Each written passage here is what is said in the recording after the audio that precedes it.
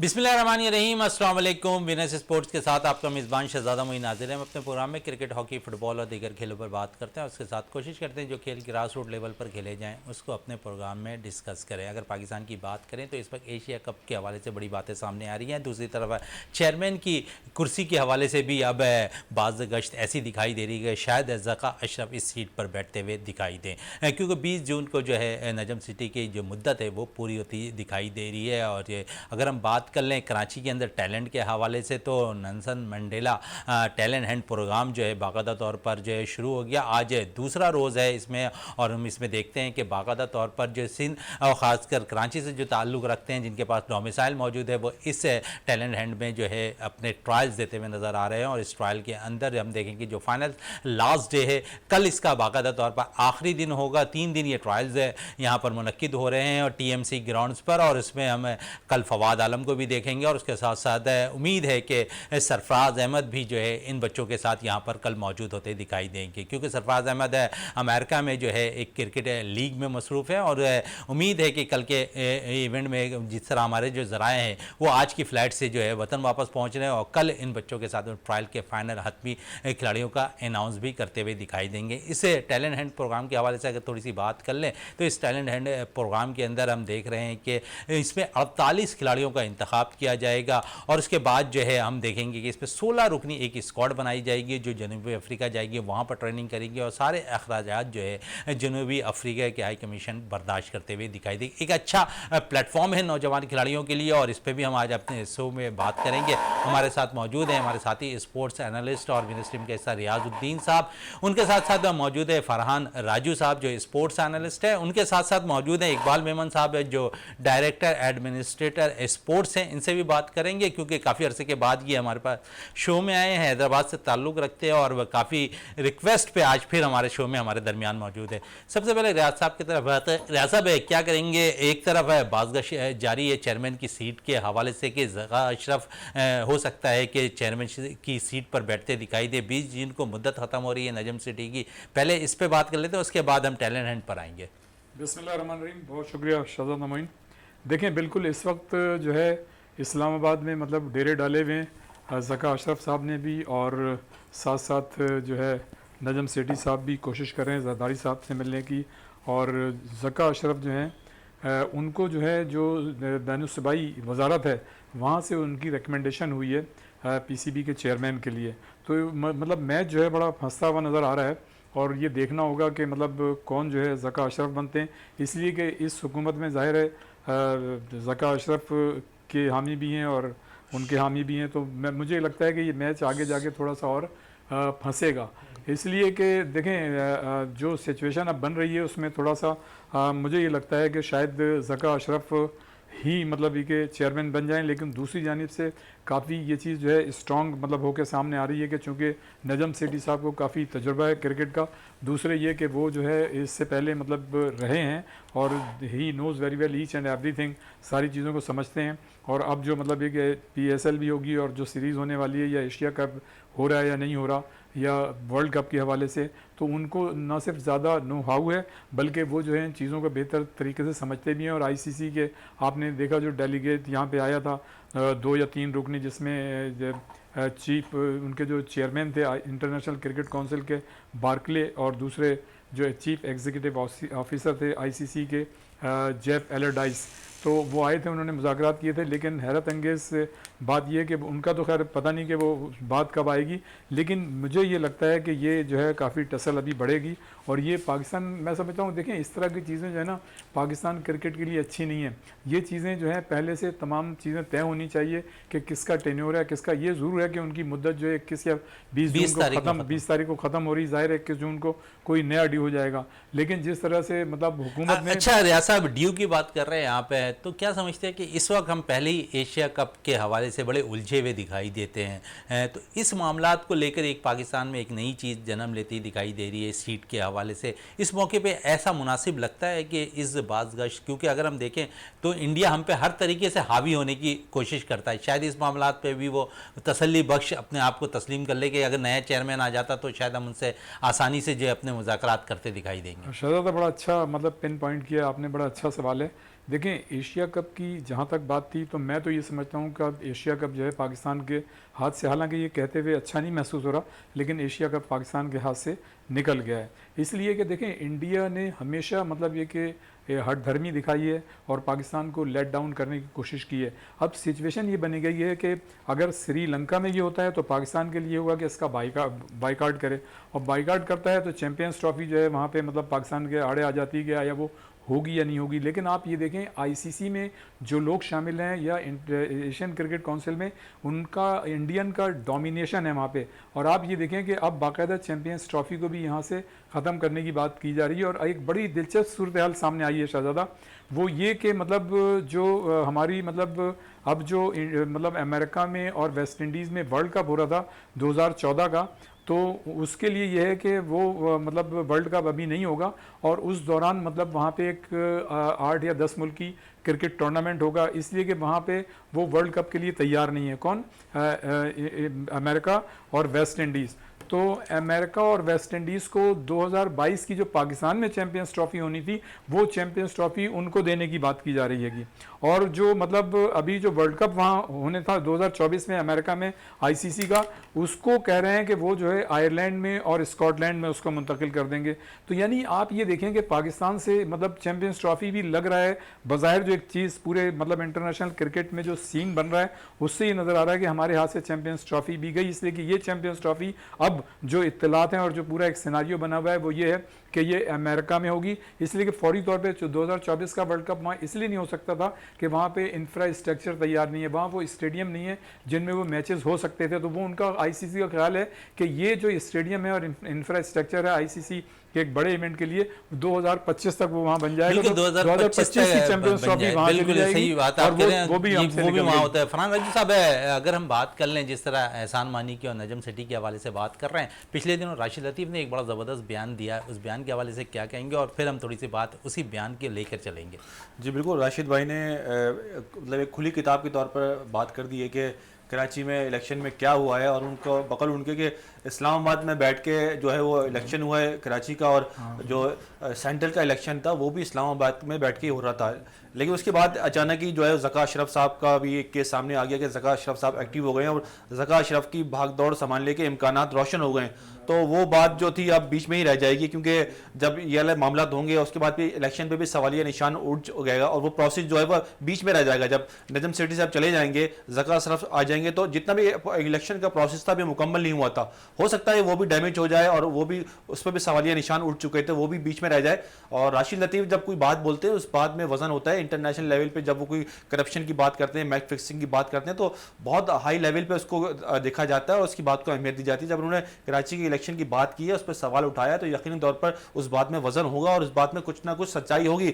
जब ज़का अशरफ साहब आएंगे तो वो जाहिर बात है वो प्रोसेस को देखेंगे, और जो भी होगा उसमें से जो चीज़ अगर अच्छी होगी, जैसे रियाज भाई ने बात की कि अब कोई भी आई शख्सियत को नहीं देखना चाहिए। अगर नजम सेठी साहब की पॉलिसी सही थी एशिया कप के लिहाज से तो उसको कंटिन्यू रखना चाहिए, अदरवाइज तो पॉलिसी कोई भी हो हम डोमिनेट नहीं कर सकते। इंडिया जो है इस वक्त अपना गेम खेल चुका है, लेकिन मेरी अपनी ज़ाती राय है कि इंडिया और पाकिस्तान के बगैर ना एशिया कप हो सकता है सही मानों में। अगर उसकी जनरेट देखें, आप उसकी गेट मनी देखें, आप उस पर स्पॉन्सरशिप देखें, पाकिस्तान और इंडिया का मैच जो है वो एक मैच 2 मैच 80% जो है वो जनरेट करता है रेवेन्यू, और उस मैच को हटा दिया जाए और अगर श्रीलंका का मैच हो रहा हो ओमान की टीम से, अफगानिस्तान के लिए श्रीलंका की टीम से, तो उस टूर्नामेंट का मजा बिल्कुल फीका हो जाएगा। ना स्टार स्पोर्ट्स उसकी कवरेज सही तरीके से उसके पैसे दे सकेगा जो उन्होंने मुआहदा किया है। और फिर आ जाए आप वर्ल्ड कप पे। वर्ल्ड कप जो है वो आईसीसी का बहुत बड़ा इवेंट है, उसको पूरी दुनिया देखती है, और उस दुनिया जो देखती है वो पाकिस्तान इंडिया के एक नहीं 2 मैच डिमांड करती है। और देखता है 10 सालों से जो भी इवेंट होता है इसमें पाकिस्तान और इंडिया एक ही ग्रुप में लाजमी रखा जाता है, ये आईसीसी की डिमांड होती है, क्योंकि इससे जो है जो रेवेन्यू जनरेट होता है वो 80% होता है, और जो स्टार स्पोर्ट या कोई भी जो है ब्रॉडकास्टर होता है उसके लिए एक बहुत जबरदस्त सौदा होता है। अगर वर्ल्ड कप में पाकिस्तान नहीं होगी तो इंडिया की टीम को बहुत बड़ा झटका लगेगा। इंडिया की टीम रेवेन्यू पैदा करती है उस मैच से, तो इंडिया की टीम को सोचने में मजबूर हो जाएगी कि अगर पाकिस्तान वर्ल्ड कप खेल भी लेती है या नहीं भी खेलती तो उसको आईसीसी चैंपियन ट्रॉफी नहीं मिलनी। ये मैं बात आपको अभी बता दूं, रियाज साहब ने इसकी पेशेंगोई कर दी है। तो पाकिस्तान यहां पर अपना केस रखे, स्ट्रॉन्ग केस रखे, और बताए कि यहाँ पर जो है एशिया कप खेलेंगे तो हम वर्ल्ड कप खेलेंगे, वरना नहीं खेलेंगे। वरना नहीं खेलेंगे। इकबाल मेमन साहब, आप एडमिनिस्ट्रेटर स्पोर्ट्स भी हैं, कैसा देखते हैं, क्योंकि कराची और सिंध की लेवल पर अगर स्पोर्ट्स की बात कर ली जाए तो हम देखते हैं कि यूनिवर्सिटी लेवल पर भी आपने काफ़ी काम किया है, और ख़ासकर स्कॉश जो एक वक्त में हम राज किया करते थे उस स्कॉश की कोर्ट पर, आज हम उससे बहुत पीछे चले गए हैं, क्या कहेंगे इस पर? और जिस तरह नौजवान खिलाड़ी अब निकल कर सामने आ रहे हैं, 1 से 2 प्लेयर्स मजीद स्कॉश के आ गए जो पाकिस्तान का नाम रोशन कर सकते हैं।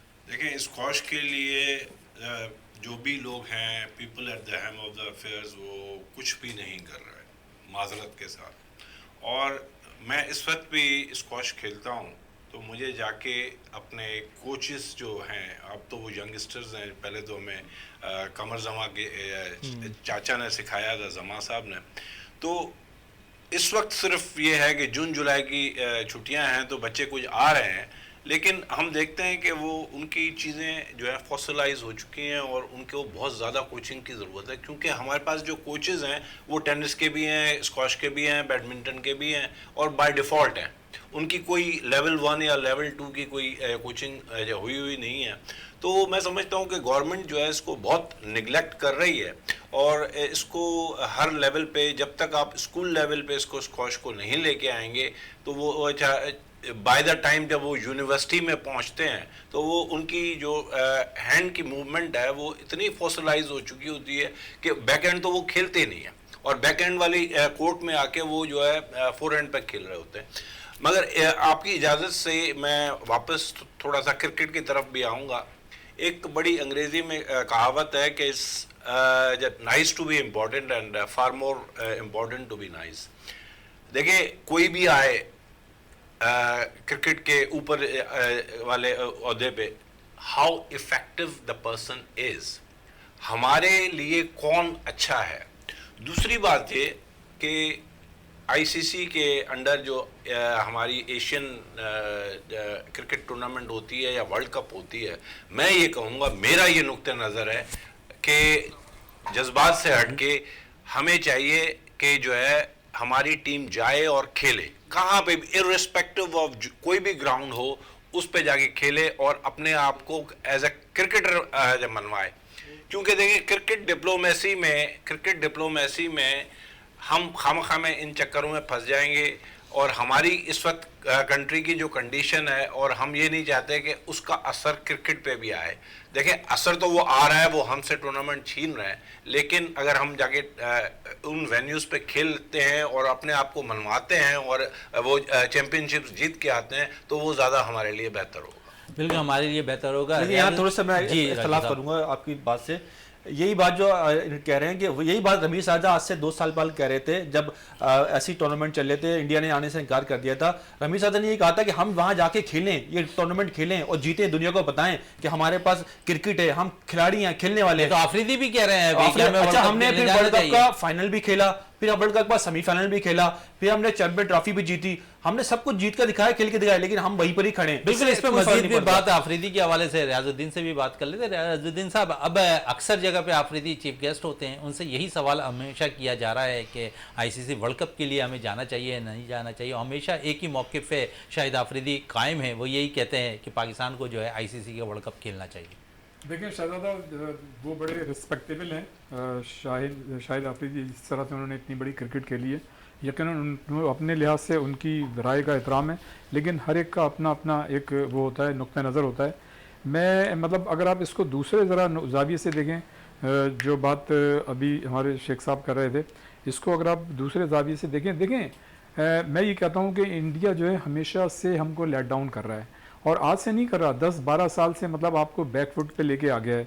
और हमारी वही कमज़ोरियाँ जो हम तो मतलब वहाँ जाने के लिए, खेलने के लिए तैयार रहते थे, उनकी टीमों को बुलाने के लिए तैयार रहते थे, और उसी हमारी मतलब माजरत खाना रवैये की वजह से, और हमारी, आप चाहे इसे कमज़ोरी समझ लें या आप इसे कहें कि हमारा दिल बहुत बड़ा था, तो लेकिन वो अपने दिल को बड़ा नहीं कर रहा, वो हमेशा सियासत को शामिल कर रहा है क्रिकेट में, और उसने मतलब इस नहज पे पाकिस्तान को अब ले आया है। उसकी वजह यह है कि अगर आज से 10-12 साल पहले ही पाकिस्तान कोई स्टैंड ले लेता उसके मतलब खिलाफ। और देखें ये एक बहुत उसूल की बात है, ये पाकिस्तान का हक था यहाँ पर होना। और जय शाह जो मतलब international cricket council sorry Asian cricket council में उन्होंने ही मतलब अलॉट किया था पाकिस्तान को, और इसकी कोई वजह नहीं थी। जब इंडिया मतलब बाईलैटरल सीरीज खेलने से उसने इनकार किया था, उस वक्त इसने ये कहा था कि आईसीसी और एसीसी के जितने भी इवेंट्स होंगे वो खेलेंगे यहाँ पर।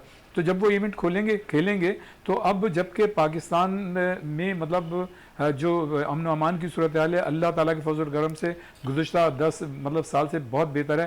पहले भी बेहतर थी लेकिन उसका परसेप्शन जो है नेगेटिव जा रहा था दुनिया में, और अब तो अल्लाह का शुक्र है बहुत ही अच्छी है, इसलिए कि हमारे सिक्योरिटी इदारों ने मतलब अपनी जानों की कुर्बानियाँ दी हैं, शहीद हुए हैं वो, और उसके नतीजे में आज हम अपनी हेल्थी एक्टिविटीज़ जो है इतने अच्छे तरीके से मुनक्किद कर रहे हैं। ऑस्ट्रेलिया, इंग्लैंड, न्यूजीलैंड की टीमें, वेस्ट इंडीज, यानी सारी टीमें 12 साल 15 20 साल के बाद पाकिस्तान आ गई, उनको कोई मतलब वो उसमें उज़र नहीं है। इवन न्यूजीलैंड जैसी टीम 2-2 मरतबा आ गई, इंग्लैंड की टीम जो है आ गई, ऑस्ट्रेलिया की टीम आ गई। तो अब आपको मतलब मेन इशू क्या है, या तो आप बताएं कि आपको किस वजह से नहीं आ रहा है, और अगर आप वो नहीं बता रहे हैं तो मैं समझता हूँ कि देखें दुनिया यहाँ ख़त्म नहीं हो रही, क़यामत नहीं आ रही, वो तो जब आएगी वो अल्लाह के हुक्म से वो आएगी।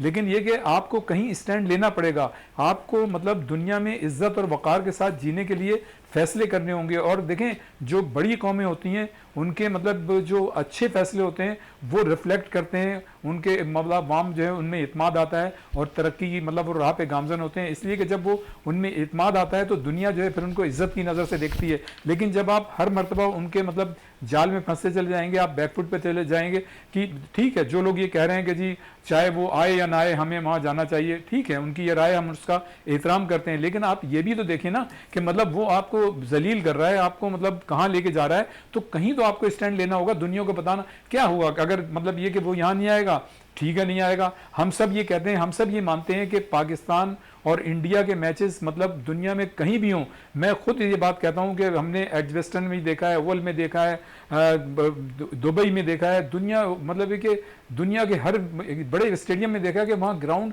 भरे होते हैं इंडिया और पाकिस्तान के। और ये चीज़ इंडिया को नहीं पता क्या, इंडिया को भी पता है, लेकिन वो जो है पैसे की कुर्बानी इसलिए देता है कि उसकी मार्केट बहुत बड़ी है, वो बांग्लादेश को और श्रीलंका को भी राजी कर लेता है इसी बलबूते पे, और मतलब इसी बलबूते पे हमको बैकफुट पे करने की कोशिश करता है। तो भाई हमें कहीं तो स्टैंड लेना पड़ेगा। एक दफे आप ये स्टैंड से क्या होगा, चैंपियंस ट्रॉफी तो अब वैसे भी नहीं हो रही, मुझे नहीं लगता कि वो खुदा करेगा होनी चाहिए, यहाँ बड़े इवेंट होने चाहिए, नहीं लगता, लेकिन उन्होंने जिस तरह से कर दिया तो आपको स्टैंड लें। जैसे फरहान फरीद ने कहा है कि बिल्कुल मतलब कैटेगोरिकली अगर वो यहाँ नहीं आते हैं आप स्टेटमेंट जारी करें। और मैं एक लफ्ज़ का और इजाफा करूंगा, देखें शहजादा, हमने जो जब उन्होंने जय शाह ने पहली मरतबा ये कहा था ना कि हम यहाँ पर नहीं आएंगे, मतलब नहीं आएंगे, तो आपको उसकी बात को इतना गौर नहीं करना चाहिए था, लेकिन मीडिया ने ठीक है उसको गलत रंग दे के और इतनी हाइप पे ले आया कि अब ये सिचुएशन बन गई। उसी वक्त मतलब हमें कहना चाहिए था सिर्फ एक जुमला कि अगर वो आएंगे तो हम आएंगे, वरना हम वर्ल्ड कप में नहीं जाएंगे। फरहान फरीद साहब, जिस तरह बात हो रही थी अभी कुछ देर पहले राशिद लतीफ़ के हवाले से, अभी सिटी इलेक्शन मुनक्किद हुए और इसमें नदीम उमर साहब जो है सदर मुंतखब हुए, उसके साथ साथ सेक्रेटरी जावेद अहमद खान साहब मुंतखब हुए। क्या रोल आप समझते हैं कि गवर्निंग बॉडी में यकीनन नदीम उमर साहब आप शामिल हो जाएंगे? अगर वोटों की बात की जाए तो ऐसा लगता है कि नजम सिटी, और फिर अगर हम दूसरी तरफ देख लें तो जिस तरह ज़का अशरफ की बात हो रही है, तो समझिए कि पल्ला किसका भारी होता हुआ दिखाई दे रहा है इसमें? देखिए जो काम सारा नजम सिटी साहब कर रहे थे, वो डिप्लोमेट बहुत अच्छे हैं, वो बहुत अच्छे चैनल पे होस्टिंग करते आए हैं, बहुत ज़बरदस्त उनको बात करनी आती है, उनको तरीका आता है, उनको पता है किस तरह से जोड़ दौड़ होती है सारी। लेकिन वो जिस प्रोसेस पे जा रहे थे वो उनको टाइम नहीं सका, वो बहुत जल्दबाजी में कर गए इस इलेक्शन भी। अभी इलेक्शन का प्रोसेस पूरा नहीं हो सकेगा क्योंकि 20 तारीख के बाद भी ये चलेगा, गवर्नर बोर्ड अभी पूरा हो नहीं सकेगा क्योंकि हलफबर्दारी भी बाकी है, अभी सारे पूरे पाकिस्तान में इलेक्शन नहीं हुए। तो कराची से जैसे इलेक्शन पूरे हो चुके हैं लेकिन हलफबर्दारी अभी नहीं हुई है, एक प्रोसेस होता है। इसी तरह सारे रीजनों से, सारे शहरों से जब गवर्निंग बोर्ड बनेगा आएगा, जब तक जो है बहुत देर हो चुकी होगी। अब अपार्टमेंट जो है वो जैसे रियाज भाई ने कहा कि अब कहीं और से आई है, अब सियासी बेसिस पे हो रही है। अब दो पीपल्स पार्टी और नून लीग, इन दोनों में से क्या है कि कोई जो अपना पावर दिखाएगा, ये पावर का गेम है, जब पावर जिसके पास होगी, जिसके पास अख्तियारात होंगे वो अपना कर देगा। और आपने इलेक्शन की बात की, देखिए इलेक्शन तो कराची में हो गए, अब नए इलेक्टेड लोग भी आ चुके हैं। अब देखें नदीम उमर साहब बहुत अच्छी पर्सनैलिटी है, इन पे करप्शन का इल्ज़ाम कभी कोई नहीं लगा सकता कि वो अपने जेब से पैसा खर्च करते हैं। फारूकी साहब पे भी कोई करप्शन का इल्ज़ाम नहीं लगा सकता, वो क्रिकेट लवर है और पैसा अपनी जेब से खर्च करते हैं। ये दोनों लोग ऐसे हैं कि जो क्रिकेट को खिलाना चाहते हैं कराची शहर के लिए। दोनों की शख्सियात ऐसी हैं कि ये कराची को हमेशा इन्होंने क्रिकेट दी है।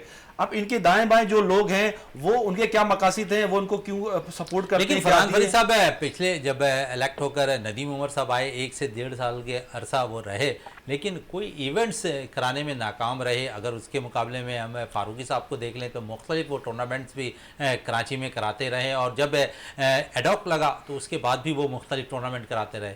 जी, ये बात तो आपने बहुत अच्छी की कि फारूकी साहब ने जो है अपने टर्नआउट में तकरीबन 200 से ज़ायद मैचेस कराए और काफ़ी टूर्नामेंट्स कराए, और उनके दौर में उनका द्वार बड़ा अच्छा रहा कि काफ़ी टीमें जो है कराची की फाइनल खेलती रहीं, अंडर 19, अंडर 16 और रीजन में भी पाकिस्तान के अंदर जो पूरे पाकिस्तान में टूर्नामेंट होता है उस पर कराची की दोनों टीमें फाइनल में आती थी। अच्छा, अब नदीम उमर साहब का जो दौर था उसमें मसले कुछ ऐसे हुए कि एक ग्रुप का आ गया सेक्रेटरी अली हसन साहब और दूसरे ग्रुप के नदीम उमर साहब आ गए, और खजांची जो है पीसीबी खुद अलॉट करता है, उन्होंने भी कोई अनाउंस नहीं किया, तो अभी तक किसी ने ऑफिस ही होल्ड नहीं किया। आपस में रस्सा कशी लगी रही, इसी तरह 9-10 महीने पूरे हो गए और वो इतने में ऑडॉग लग गया, तो वो काम हो नहीं सका। अभी जो आजम खान साहब ने जो काम किया है कराची के अंदर, अगर जिस तरह वो काम कर रहे हैं, उनकी पर्सनैलिटी बहुत अच्छी है। उन्होंने पाकिस्तान में कराची की शहर की अगर बात करूं तो लातादाद लड़के खिलाए हैं, उनकी एक कंट्रीब्यूशन है कराची के अंदर। उन्होंने जिस तरह कराची के लड़कों को प्रमोट करते हैं, खिलाते हैं, जिस तरह उनको आगे लेके आते हैं, तो उस पर दो राय नहीं है। बिल्कुल, आजम खान के हवाले से मजीद भी आपसे बात करेंगे। इस वक्त ब्रेक के लिए कहा जा रहा है, ब्रेक से वापस आते हैं तो गुफ्तगू को मजीद जारी रखते हैं।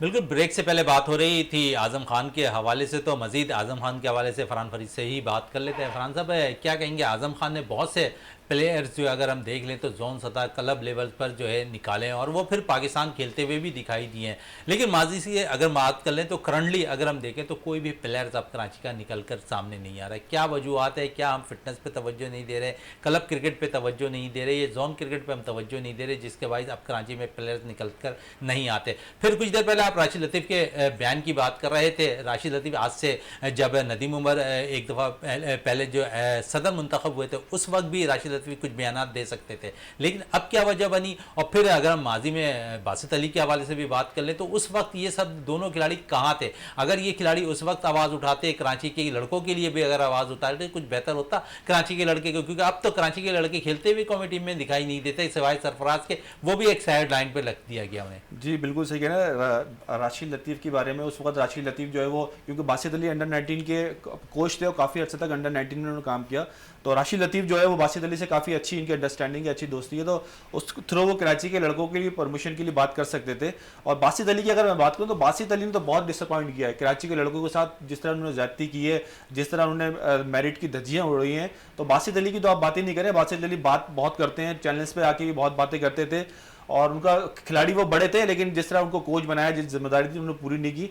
आजम खान ने जो काम किया है, तो मैं कहता हूँ आजम खान को तो मैं सलाम करता हूँ उस लिहाज से, लेकिन जो एडमिनिस्ट्रेटर की जिम्मेदारी इनको दी गई, जिस तरह उन्होंने जोड़ तोड़ किए, जो सियासी वाबस्तगियाँ जोन के अंदर दिखाई हैं, उस पर मैंने तनकीद की है और करता रहूँगा। जो उनका पॉजिटिव काम है उसको हमेशा उजागर करेंगे, जो उनके क्रिकेट की खिदमत है वो कोई फरामोश नहीं कर सकता। लेकिन कराची के साथ क्या हो रहा है, कराची के जो लड़के हैं कसूरवार तो उन लड़कों को ठहराया जा रहा है, सबकी जो करता धरता लोग हैं, लेकिन जो नीचे तक ग्रास रूट लेवल पे वो लड़का पछता रहा है, उसको मौका नहीं मिल रहा। अभी आपने देखा उमैर बिन यूसुफ, उसने आउटस्टैंडिंग परफॉर्मेंस दी है, उसने जाके डबल सेंचुरी भी बनाई जिम्बाब्वे के खिलाफ, उसने जाके वहां पर जो है जहां पर पाकिस्तान के वो लड़के खेल लेते, जो टेस्ट खेल चुके हैं, जो वनडे खेल चुके हैं, उनसे परफॉर्मेंस नहीं हुई, वहां पर जाके 3 सेंचुरी बनाना, उसके बाद 2 डबल सेंचुरी बनाना, और उसके बाद मुसलसल परफॉर्म करना। उस बासित अली के दौर में ये उमैर बिन यूसुफ थे, फिर महमूद हामिद के दौर में भी उमैर बिन यूसुफ थे। शायद उनकी आई इतनी अच्छी नहीं थी, अच्छे प्लेयर्स तो बासित अली जरूर थे, लेकिन शायद आई उनके जो है इन प्लेयर्स पर गई नहीं। आई होती है इनकी, लेकिन ये नजरें कहीं और होती हैं, कहीं पे नजरें कहीं पे निशाना होता है। मतलब ये इनकी जो प्रायोरिटी ये नहीं होती कि बस इनके मकासद कुछ और होते हैं, लेकिन मकासद कुछ और होते हैं। इस पे मजीद भी बात करेंगे, इकबाल मेमन साहब से बात कर लेते हैं। इकबाल मेमन साहब है, क्या कहेंगे, जातियों के साथ साथ अगर हम ग्राउंड्स की बदहाली पे बात कर लें तो ना ही इंटीरियर के अंदर कोई अच्छा ग्राउंड नजर आ रहा है और ना ही अब कराची के अंदर। देखिए, मैंने आपको बताया ना कि हमारे यहाँ इंटरेस्ट नहीं है, और अगेन जो लोग इन जगहों पे बैठे हैं ऊपर जाके सीटों पे, उनकी कोई नज़र नहीं है कि आप उसको जो है चीज़ों को बढ़ाएं। ये जो लोग कर गए वो अल्लाह ताला उनको जो है जन्नतों में जगहें दें जो ये कर गए, जिसमें डॉक्टर मोहम्मद अली शाह थे, ठीक है। तो मैं समझता हूँ कि हमारे यहाँ स्पोर्ट्स की बड़ी कमी है, और उसमें एक तो जो है लोगों की सोच नहीं है। लोग सिर्फ इन चक्करों में हैं कि किसको गिरा के मैं उस पोस्ट पे जाके बैठूं, किसको गिरा के मैं उस जगह पे जाके बैठूं, और सिर्फ इसी चीज़ में उनका इंटरेस्ट है। उनका इंटरेस्ट स्पोर्ट्स से नहीं है, स्पोर्ट्स को इफ़ेक्टिव नहीं बनाना चाहते।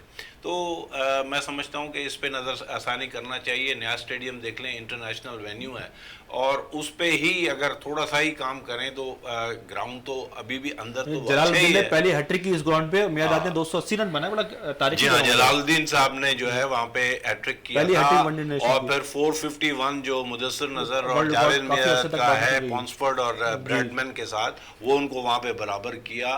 फिर वहाँ पे जो लेट स्विंग होती है वो कराची से ज़्यादा होती है, ठीक है ना। तो हमारा वो बेहतरीन ग्राउंड है, सिर्फ उसको हमने ओन करना है, और ये कोई इतनी बड़ी बात नहीं है। और जैसे रमीज़ राजा साहब का इंटरेस्ट था कि हम एक अकोमोडेशन, इंटरनेशनल अकोमोडेशन प्रोवाइड करेंगे नेशनल स्टेडियम के साथ, तो यही चीज़ जो है वो हैदराबाद में नया स्टेडियम के साथ भी हो सकती है। और नया स्टेडियम बड़ी खूबसूरत जगह पे बना हुआ है, और बीच शहर में बना हुआ है। तो इसी तरह हमें चाहिए कि सिंध में और पाकिस्तान में मुख्तलिफ जगहों पे आप समझ रहे इकबाल साहब, जहाँ पर खिलाड़ियों के साथ इंटीरियर के खिलाड़ियों के साथ ज़्यादती होती दिखाई दे रही है ग्राउंड्स की कमी के बाइस। अगर ग्राउंड्स अगर मुहैया कर दिए जाएँ तो जिस तरह मज़ीद प्लेयर, जिस तरह अब बहुत तेज़ी से इंटीरियर से खिलाड़ी निकल कर आ रहे हैं, उनको फ़ायदा भी होगा, पाकिस्तान को भी फ़ायदा होगा। एग्जैक्टली ये देखें ना, नहीं तो फिर बोझ क्या होगा कि वही मेट्रोपॉलिटन सिटीज़ पे पड़ेगा, और वही लोग फिर जो है यहाँ पे आके ढूंढेंगे, और उनको कितना चांस यहाँ पे मिलता है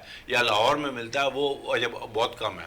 तो मैं समझता हूँ कि हमारे पास एक तो गर्मी की शिद्दत की वजह से क्रिकेट वैसे ही बड़ी कम होती है, तो जिन महीनों में क्रिकेट हो सकती है उसमें जो है हम इस हॉस्टाइल वेदर को लेके, और हम अगर वहाँ पे कुछ ये चीज़ें बनाएं तो हम, और बजट की कोई वो नहीं है, मतलब बहुत बेताशा बजट है, लेकिन गाड़ियों पे और दूसरे खर्चों पे जो है इस्तेमाल होता है, लेकिन इफ़ेक्टिविटी जो है स्पोर्ट्स की उस पर कुछ काम नहीं हो रहा। बिल्कुल कोई काम नहीं हो रहा है। रियाज साहब, इमर्जिंग एशिया कप की तैयारी के सिलसिले में पाकिस्तान टीम पहुंच गई है हांगकांग, और वहां पर कल जो है नेपाल के ख़िलाफ़ अपना पहला मैच खेलेगी। कैसा देखते हैं विमेंस टीम को, क्योंकि इमर्जिंग लड़कियों ने बड़ा ज़बरदस्त परफॉर्म किया था अभी पिछले दिनों नेशनल विमेंस T20 कप में। देखें शहजादा, पाकिस्तान वीमेंस क्रिकेट टीम जो है उसने हालिया सालों में, मैं ये समझता हूँ कि टेक्निकली उन्होंने बहुत ज़्यादा इम्प्रूव किया है। गो के उनके मुकाबले जो हैं ऑस्ट्रेलिया, इंग्लैंड और मतलब ज़ाहिर है न्यूजीलैंड या इंडिया जैसी टीमों से हुए, जिनका एक्सपोजर बहुत ज़्यादा है, जिनकी एक्सपर्टीज़ बहुत ज़्यादा है। और वहाँ क्रिकेट आज से 50-60 साल पहले शुरू हुई थी, जबकि पाकिस्तान में जो वीमेंस की असल क्रिकेट है वो 8-10 साल है इसकी उम्र। उसके बावजूद अब पाकिस्तानी वीमेंस टीम जो है दुनिया की बड़ी टीमों से मुकाबला करने लगी है और जीत भी रही है। गो के हारने का ज़ाहिर है रेशो इसलिए ज़्यादा है परसेंटेज कि पाकिस्तानी जो वीमेंस क्रिकेटर्स हैं उनका वो एक्सपोजर नहीं है, ज़ाहिर है अभी उसी तरह से एक्सपर्टीज़ भी नहीं है। जब आपका एक्सपीरियंस कम होता है तो ये सारी चीज़ें मतलब रिफ्लेक्ट करती हैं। लेकिन मैं समझता हूँ कि अब जो ये इमर्जिंग क्रिकेट टीम है इसमें ज़्यादातर नई मतलब खिलाड़ी शामिल हैं। और आप देखें कि फातिमा सना जो है अब इनकी मतलब कप्तान है, बहुत अच्छी ये बॉलर भी हैं, बैटिंग भी। मुझसे मुलाकात हुई थी, मैंने इनका एक इंटरव्यू भी किया था, तो इन्होंने कहा कि मैं बैटिंग पे भी जोर दे रही हूँ। बुनियादी तौर पे ये बॉलर हैं लेकिन ये बैटिंग पे भी अब मतलब कोशिश कर रही हैं। और इनको उस वक्त कप्तान नहीं थी, अब माशाल्लाह इन्हें कप्तान बनाया। बिस्मा मारूफ की जगह इनको, इमर्जिंग है तो इसलिए इन्हें बनाया, वैसे तो बिस्मा मारूफ हैं। तो अच्छा, विमेंस का आप देख रहे हैं पोल अब बढ़ता जा रहा है हमारे मुल्क के अंदर, और अच्छी बात है कि अब नौजवान खिलाड़ी जो निकल कर आ रही है। उसकी शहजादा वजह यह है कि पाकिस्तान क्रिकेट बोर्ड ने जब से इसको मतलब अपने उसमें शामिल किया है तो यकीनन मतलब ये कि जो नेशनल आपकी जो कोचिंग एकेडमी है उसमें जो है ज़ाहिर है मतलब इनको खेलने के मौके मिलते हैं, लाहौर में भी मिलते हैं, यहाँ कराची में भी मिलते हैं। फिर ये कि इंटरनेशनल आपने देखा कि ट्रेनर जो हैं इनके साथ हैं और जो सपोर्टिंग स्टाफ है वो बहुत ही ज़्यादा तजुर्बेकार है, जो उन्होंने पूरे मतलब दुनिया के जो बड़े अच्छे अच्छे मतलब हैं। और एक दो पाकिस्तानी भी इसमें शामिल होते हैं, ये भी बहुत अच्छी कमाल है। बिल्कुल, तो ये एक बड़ी अच्छी चीज़ है कि मतलब एक ऐसा कॉम्बिनेशन है, इसलिए कि हमारी बहुत सी लड़कियाँ। अच्छा, मैं एक बात ज़रूर कहूँगा कि हमारी जो लड़कियों की परसेंटेज है, जो टीम में लड़कियाँ होती हैं वो इंग्लिश को ज़्यादा निस्बतन बेहतर समझती हैं, जबकि हमारे जो नए प्लेयर्स आते हैं मेल वो निस्बतन कम समझते हैं, लेकिन पाकिस्तान क्रिकेट बोर्ड का ये बड़ा अच्छा प्रोग्राम है कि वो अपने जितने भी खिलाड़ी हैं उनको बाकायदा इस तरह की भी तालीम देते हैं, उनकी इंग्लिश वगैरह ठीक करने के लिए, उनके मैनर्स एटिकेट के लिए। तो ये एक बड़ी अच्छी और हौसला अफजा बात है। तो आपने बिल्कुल सही कहा कि पूल हमारा इसलिए बड़ा है कि उनके ज़्यादा से ज़्यादा पाकिस्तान क्रिकेट बोर्ड जो है टूर्नामेंट ऑर्गेनाइज कर रहा है, ज़्यादा से ज़्यादा उनके कैंप्स लगा रहा है। फिर निस्बतन कंपैरेटिवली अगर आप देखें तो हमारी मतलब ये जो वीमेंस टीम है, तो अगर आप 10 साल या 15 साल पहले चले जाएँ या 8 साल भी पहले चले जाएँ, तो उससे अगर कंपैरिजन करें तो अब हमारी इन टीमों को बाहर खेलने के ज़्यादा मौके मिल रहे हैं। और जो आपने स्पेसिफिक बात की, जो हमारी टीम अब वहाँ गई है इमर्जिंग और उसका मैच है, तो मैं ये समझता हूँ कि हमारी टीम जो है मुझे मतलब मैं काफ़ी ऑप्टिमिस्टिक हूँ कि पाकिस्तान की ये जो टीम है वहाँ पे निस्बतन बेहतर परफॉर्मेंस का मुजाहरा करेगी। लेकिन हमें ये चीज़ ज़रूर मद्देनज़र रखना चाहिए कि हमारी जो ख़वातीन खिलाड़ी हैं उनको ग्रास रूट लेवल पे वो सहूलतें हासिल नहीं हैं जो दुनिया के उन ममालिक हैं जिनकी टीमें जो हैं बहुत ही एक्स्ट्रा ऑर्डनरी परफॉर्मेंस पेश कर रही हैं। मेरी मतलब कहने की मुराद ये है कि मतलब ये ग्रास रूट लेवल कहने की वजह यह है कि जब जो बच्चियां जहाँ जहाँ रहती हैं, बड़े शहरों में या छोटे गांव में, तो उनके घरों के करीब या उस शहर में या उस गांव में या छोटे शहर में ऐसी कोई मतलब ये कि इंडोर मतलब स्टेडियम भी नहीं है जहां ये बच्चियां जाके अपनी ट्रेनिंग करें। अब खुले मैदानों में तो हमारा जो माशरा है, सॉरी टू से विद ऑल ड्यू रिस्पेक्ट, कि हमारी बच्चियों को बड़ी मतलब मराहिल से गुजरना पड़ता है। तो मैं ये समझता हूँ, मैं इन बच्चियों को मतलब सलूट करता हूँ कि ऐसे माहौल में मतलब वो न सिर्फ मतलब ये कि आगे निकलने की कोशिश करती हैं, अपना और मुल्क का नाम पे ऊपर करने की कोशिश करती हैं। तो ये बड़ी मतलब खर्च की बात है हमारी बच्चियों के लिए कि नामसाइद हालात के बावजूद, इतने मसाइल की मौजूदगी में वो जो है एक गोल और टारगेट को लेकर चलती हैं। और आप देखें कि पाकिस्तान क्रिकेट जो वीमेंस क्रिकेट टीम है हालिया सालों में उस मतलब ठीक है हारी ज़रूर होगी, लेकिन जो बड़े मैचेस हैं और आपने देखा होगा लड़ के हारी है। बाज़ मैचेस में यकीनन हमारी टीम जो है एकतरफा भी हारी है, लेकिन अब निस्बतन हमारी टीम की परफॉर्मेंस जो है वो बहुत बेहतर हुई है। और ये बड़ी हौसला अफजा बात है हमारी लड़कियों के हवाले से। और अब आप ये देखेंगे जिस तरह से मैं ये देख रहा हूँ कि कॉलेजेस में मतलब यूनिवर्सिटीज़ में बाकायदा अब लड़कियां जो स्टूडेंट हैं वो चाहती हैं कि मतलब उनके मैचेस जो हैं यूनिवर्सिटी के या कॉलेज की मतलब सतह पर हों। और अब तो लड़कियां मैं देख रहा हूं कि बैडमिंटन में तो पहले ही थी, लेकिन अब वो खेल का रुझान जो है वो ज़्यादा मतलब लड़कियों में भी आया है। तो ये मतलब किसी भी कौम के लिए एक बड़ी अच्छी बात है और पाकिस्तान के लिए बहुत अच्छी बात है। बहुत अच्छी बात है पाकिस्तान के लिए भी। फरहान, राजू साहब, नेल्सन मंडेला के तहत जनूबी अफ्रीका में के लिए जो है पाकिस्तानी अंडर 19 के ट्रायल्स है जो जनूबी अफ्रीकन हाई कमीशन उसके तहत टीएमसी ग्राउंड पे जारी है। आज दूसरा रोज़ है। इस ट्रायल जो है 3 रोज़ तक जारी रहेंगे। क्या कहेंगे इस ट्रायल्स के हवाले से, जहाँ पर कराची के जो डोमिसाइल के हवाले से बात हो रही है, तो जिनके पास अगर कराची का डोमिसाइल है तो वो इस ट्रायल में शिरकत कर सकते हैं। और उसके साथ साथ एक अच्छी चीज़ है कि हम देखते हैं कि पाकिस्तान क्रिकेट बोर्ड से रिलेटिव जो टूर्नामेंट्स होते हैं, जिन प्लेयर्स ने उसमें शिरकत की है, उन प्लेयर्स के लिए ये मौका नहीं है। नौजवान खिलाड़ियों के लिए जो क्लब लेवल पर अगर देख लें गलियों में क्रिकेट खेलते हुए नज़र आते हैं, उनके अंदर अगर टैलेंट मौजूद है तो वो आएँ, शो करें। क्योंकि यहाँ पर जो है उनके तहत हम देखते हैं कि 4 टीमें यहाँ पर तश्कील दी जाएंगी और 16 बेहतरीन खिलाड़ियों का इंतखाब होगा और वो 16 बेहतरीन खिलाड़ी जनूबी अफ्रीका में ट्रेनिंग हासिल करेंगे। जी, इस प्रोग्राम का नाम ये टैलेंट हंट इसलिए रखा गया है क्योंकि ये टैलेंट को तलाश करेगा और कराची के लिए एक बहुत अच्छी अपॉर्चुनिटी है। अभी बात कर रहे थे हम कराची के टैलेंट की, तो बहुत अच्छी अपॉर्चुनिटी है कि उन बच्चों के लिए जो कि कोई अंडर 19 कोई रीजनल नहीं खेला उन्होंने, उनके लिए एक अच्छा मौका है कि वो टीएमसी ग्राउंड पे, आपके प्रोग्राम के तवज्जो से मैं उनको बता रहा हूँ कि टीएमसी ग्राउंड पे आज दूसरा दिन है और सरफराज अहमद भी हो सकता है कि मे बी ये पॉसिबल कि वो उसमें शिरकत करें क्योंकि मेंटोर हैं उसके, और फवाद आलम, और वो टीम को तश्कील देंगे। 4 टीमें बनेंगी और 4 टीमों में आपस में प्रैक्टिस मैचेस होंगे। उन प्रैक्टिस मैचों में जो परफॉर्मेंस होगी लड़कों की, उसमें 16 रुकनी टीम अनाउंस की जाएगी और वो टीम जाएगी साउथ अफ्रीका हाई कमीशन इसकी मेज़बानी करेगी और वो टूर्नामेंट खेला जाएगा। तो एक बहुत अच्छा एक्सप्लोजर मिलेगा यंग लड़कों को। कराची के लड़के जिनका डोमिसाइल है उनको ज़्यादा प्रीफर किया जाएगा, उनके लिए ज़्यादा अपॉर्चुनिटी है। तो पूरे कराची के लड़के पहुँचें, जाएँ, अपना टैलेंट दिखाएं और साउथ अफ्रीका में जाके जब आप क्रिकेट खेलेंगे वहाँ पर जाके आप देखेंगे और किस तरह की पिचें हैं, किस तरह का एटमॉस्फेयर है और किस तरह के वहाँ पर लड़के प्रैक्टिस करते हैं, किस तरह वहाँ पर अकेडमियाँ चल रही होती हैं। तो ये बहुत अच्छी अपॉर्चुनिटी है। सरफराज अहमद और फवाद आलम आप लोगों को चॉइस करेंगे, देखेंगे, तो आपको चाहिए कि ये मौका बिल्कुल मिस ना करें।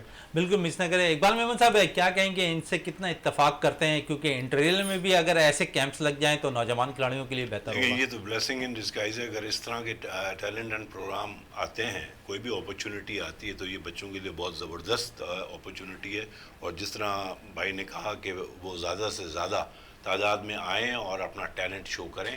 और ये एक मतलब एक किस्म का मेगा इवेंट उनके लिए हो जाता है उस लेवल पे कि वो आएँ और जो भी उनके पास सलाहियत है वो एक्सप्रेस करें आगे ग्राउंड पे, और इंशाल्लाह उनमें से बहुत सारे अच्छे जो हैं वो खिलाड़ी निकलेंगे और फिर वो ट्रेनिंग के लिए जाएंगे। जो 16 उसमें बेहतरीन खिलाड़ी फाइनल होंगे जनूबी वो साउथ अफ्रीका जाएंगे। तो मैं समझता हूँ ये बहुत बेहतरीन चीज़ है, और ऐसे जो भी जो अपॉर्चुनिटीज़ आएँ उसमें जो बच्चों को जो है जाना चाहिए और एक्सप्रेस करने का यही बेहतरीन टाइम। अच्छा, आप शोबे तालीम से भी वाबस्ता हैं और जिस तरह आप काम कर रहे हैं स्पोर्ट्स के लिए भी तालीमी इदारों के अंदर, तो जहाँ पर हम देखते हैं, आपसे कुछ देर पहले मैंने आपसे स्क्वॉश के हवाले से बात की थी, तो एक टेबल टेनिस भी खेल आप बड़ा परवान चढ़ा रहे हैं अपने स्पोर्ट्स के हवाले से अपने तालीमी इदारे के अंदर, क्या कहेंगे इस पर?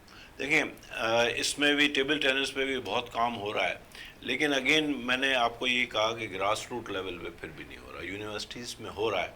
और हमारे जावेद मेमन साहब जो हैं डायरेक्टर जनरल हैं हायर एजुकेशन कमीशन के, उनका बहुत बड़ा कंट्रीब्यूशन है। लेकिन अगेन जिस तरह मैंने कहा था कि एज ए स्पोर्ट्समैन मैं समझता हूँ कि अगर ग्रास रूट लेवल पे नहीं होगा तो बहुत सारी चीज़ें फॉसिलाइज्ड हो जाएंगी। और मगर ये भी अच्छी चीज़ है कि यूनिवर्सिटी लेवल पे अच्छा आ रहे हैं और जाके पुलिस से, वापडा से और आर्मी की टीम हो, नेशनल बैंक की टीम हो, तो उनसे मुकाबला होता है। और अभी 34th नेशनल गेम्स हुए हैं कोयटा में, उसमें भी जो है पार्टिसिपेशन थी उनकी, और अच्छा ब्रॉन्ज मेडल लिए हैं की टीमों ने। तो ये देखें एकेडमिक इंस्टीट्यूट से जो बच्चे निकलते हैं। अच्छा एक चीज़ और भी बता दूँ शहजादा कि जो भी इदारे हैं, वापडा है, आर्मी है या पुलिस है, उनमें उनके अंदर भी जो खेल रहे हैं ना वो भी यूनिवर्सिटी स्टूडेंट्स हैं, वो भी इंस्टीट्यूट से आ रहे हैं, उनको सिर्फ पेमेंट ज़्यादा मिल रही है इसलिए वो वहाँ से खेल रहे हैं। तो हैं वो सब एकेडमिक इंस्टीट्यूट से उनका ताल्लुक है। अच्छा, एकेडमीज़ की भी आपने थोड़ी सी बात कर ली है, तो हम देखते हैं कि किसी भी खेल के लिए एकेडमीज़ का होना बहुत ज़्यादा ज़रूरी होता है। अगर शहर कराची की बात कर ले तो हम देखते हैं कि हर खेल के लिए एकेडमीज़ हैं, बहुत सारे मौजूद हैं। इंटीरियल में कितने एकेडमीज़ मौजूद हैं? बहुत कम है, बहुत कम है। और बल्कि मैं तो ख़ुद ज़ाती तौर पे इसमें इंटरेस्टेड हूँ कि अगर गवर्नमेंट हमें जो है इस चीज़ में सपोर्ट करे तो हम 2-4 जो है एकेडमीज़ इंटीरियर में खोलें और इस पे काम करें। बहुत कम है। और जो क्लब्स हैं हमारे पास वो 3 क्लब्स हैं, और उसमें भी प्रिविलेज किस्म के जो हैं बच्चे वो आते हैं, और उनका भी इतने हार्ड वर्किंग नहीं होते, वो जस्ट अपना बिट्स एंड पीसेस पे खेलते हैं, 2 महीने खेल लिए और फिर चले गए। कोई वो उनमें से निकल आया तो वो फिर वो जो है या तो बाहर चले जाते हैं मुल्क से। हमारे यहाँ किसी भी तरह की ओनरशिप नहीं है। स्क्वॉश में देख लें, हमने जहांगीर खान पैदा किया, हमने जानशेर खान पैदा किया, गोगी अलाउद्दीन पैदा किया, अपना कमर जमान पैदा किया, उसके बाद क्या हुआ, क्या वजह है? हम इन्हीं लोगों से पूछते हैं कि भाई क्यों नहीं आ रहे बच्चे। तो मैं समझता हूँ कि ओनरशिप नहीं है, कहीं ना कहीं तो प्रॉब्लम है। असल में ये जो खेलते हमें विरसे में मिले थे, हॉकी और क्रिकेट जब हमें विरसे में मिले थे, बरसगीर पाक हिंद में क्रिकेट और हॉकी जो है बड़ा खेला जाता था। और जब ये पाकिस्तान का पार्टीशन हुआ, हिंदुस्तान का, तो पाकिस्तान हुआ, तो हमें ये खेलों पे ज़्यादा काम करने की ज़रूरत ही नहीं पड़ी। 1948 के ओलंपिक में हम सेमीफाइनल में पहुंच गए थे, उसके बाद फिर 52 में ओलंपिक जीत गए थे, फिर उसके बाद मतलब क्रिकेट में भी हम वेस्ट इंडीज, इंडिया सबसे जीतते आ रहे थे। मतलब ये वर्षे स्क्वॉश में देखें, जहांगीर खान, हाशिम खान, रोशन खान, कमर जमान खान, उसके बाद तक ये चीज़ें इनकी ख़ानदानी वर्षे में चल रही थी। उसके बाद फोर्सेस के अंदर ये खेल आ गया, नेवी के अंदर, आर्मी के अंदर, मतलब वहाँ पर कोर्ट होते थे स्क्वॉश कोर्ट, और आम इलाकों में आपने स्क्वॉश कोर्ट नहीं देखे होंगे। आपकी बात को और आगे बढ़ाऊं कि स्नोकर का खेल जिसने मतलब ये कि 90s की दहाई में अली असगर वली का जब प्रेसिडेंट बने तो उस वक्त से अपना इंटरनेशनल सफर शुरू किया था, और अब तक 21 गोल्ड मेडल, 16 सिल्वर मेडल और 38 जो है ब्रॉन्ज मेडल हासिल किए हैं। और पाकिस्तान के जितने भी खेल हैं उसमें सबसे ज्यादा मेडल जो है, और 4 मरतबा हमने आलमी टाइटल जीता है। मोहम्मद यूसुफ ने चैंपियनशिप, आसिफ अहमद ने एक मरतबा जीता, और अपने सज्जाद ने नहीं, एक और लड़का था उसने जो है 2 मरतबा, मतलब एहसन ने 2 मरतबा मतलब वर्ल्ड कप जीता, और बेशुमार हमारे ऐसे खिलाड़ी जिन्होंने एशियन टाइटल जीते। अच्छा, ये तो बात ये हो गई। मैं क्रिकेट की एशिया कप के हवाले से जरूर बात करूंगा। देखें, पाकिस्तान को कैटेगोरिकली एक चीज़ मतलब कह देनी चाहिए कि भाई आप अगर नहीं आएंगे तो हम भी नहीं आएंगे, या फिर ये ऐलान कर दें कि यार आप हमसे खेलें या ना खेलें, हम हर मरतबा आपके यहाँ जाके देखिए, हर खेलेंगे, मरतबा इसलिए कि हम हमें आपकी तरफ मोहब्बतें बढ़ानी है, हमें जरूर- प्यार बढ़ाना है आपसे। हमें प्यार बढ़ाना। इकबाल मेमन साहब आपका बहुत बहुत शुक्रिया, फरहान फरीद साहब आपका बहुत बहुत शुक्रिया, रियाजुद्दीन साहब आपका बहुत बहुत शुक्रिया। प्रोग्राम का अख्ताम करते हैं इस दुआ के साथ कि पाकिस्तान में खेल और खिलाड़ी तरक्की करते रहें और पाकिस्तान का सब जिलाली परचम दुनिया भर में रोशन रहे। इसी के साथ अपने मेज़बान शहजादा मोइन को इजाज़त दें। पाकिस्तान जिंदाबाद।